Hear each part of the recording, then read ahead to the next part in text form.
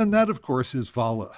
And the reason for this is not simply that Valla was a kind of critical, provocative historian in their own spirit, or perhaps they were in his.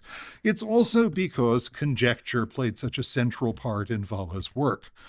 In the first instance, as a student and teacher of rhetoric, he was infinitely familiar with the so-called status system, the classificatory system according to which speeches will normally address three kinds of question: conjectural, did it happen? Definitional, what happened? And qualitative, what kind of happening was it?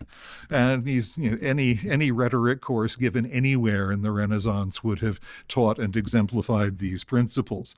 The conjectural status, as teachers always emphasized, was the central one. It was the main one.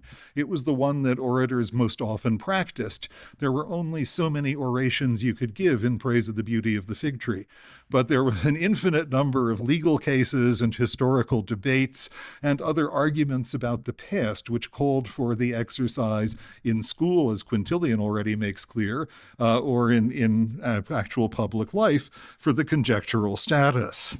And as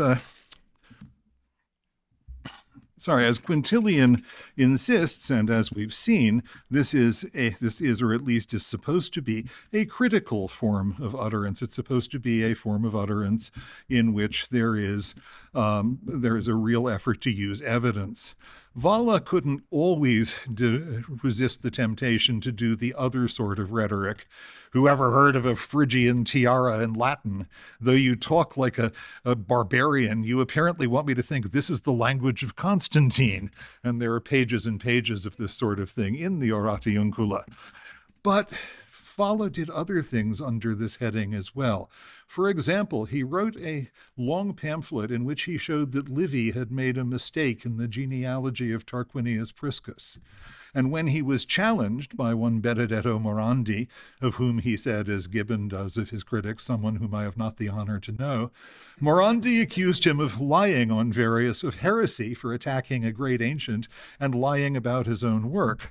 And Valla, in his reply, said, "I left no stone unturned while writing in the conjectural status, as everybody does, and this man calls me a liar."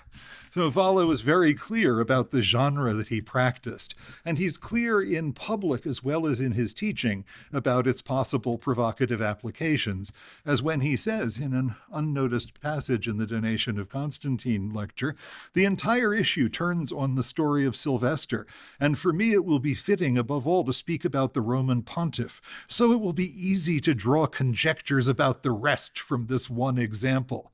So for Valla, the conjectural status was a mine of critiques that could be leveled not at Christianity, as used to be thought, but at the church. Mrs. Gray always used to say that she thought of Valla as an Anglican churchman, very well informed, but likely to go off like a hand grenade as soon as somebody challenged a single well-established doctrine or practice. So Valla definitely sees his work on the past not as history. He never claims that it's history. It's critical work about the past, and the term for that is practicing the conjectural status. But he also talks about conjecture in another sense. Morandi accused him of plagiarism. Dionysius of Halicarnassus, the Greek historian of Rome, advanced the same criticism of Livy's genealogy that Valla did. And Valla was perhaps more infuriated by this than by anything else. And so he says, "If anyone thinks that I who, as it were, divined many things that are in Dionysius, that I had read this author, he'll be someone who doesn't know me very well." Now, in this case, Valla is using divination, which can just be a synonym for conjecture, but isn't always just that. I think more in the sense that Ginsburg wrote about in his great article on Freud, Morelli, and Sherlock Holmes. This is the brilliant flash of insight, which is difficult or impossible to account for by rational means, but which is a vital part of practice in the humanities and in the less quantitative social sciences. So for Valla, in other words, conjecture was both a genre and a practice. It was both a way of writing about the past that enabled you, instead of telling stories, to engage in full-scale argument that involved the serious consideration of evidence, and it was one of the scholarly practices in which he engaged. Valla did not make many conjectural emendations as a critic. He was really much happier using manuscripts for variants than he was changing the readings of text. So, though he does occasionally use conjecture or divine in that sense, it's more normally in this historical sense that it appears. So you would have thought that Valla might have found a little bit of a place in what we used to call forerunners. We don't do predecessors, all those terrible beings who've been banished from our histories anyhow. But of course he didn't. More important, perhaps, than that is another point. Valla was not doing anything especially new, though he was doing what he did extremely well. This kind of use of the conjectural status and conjecture was already fairly well established in his intellectual world when he entered it actively in the 1430s.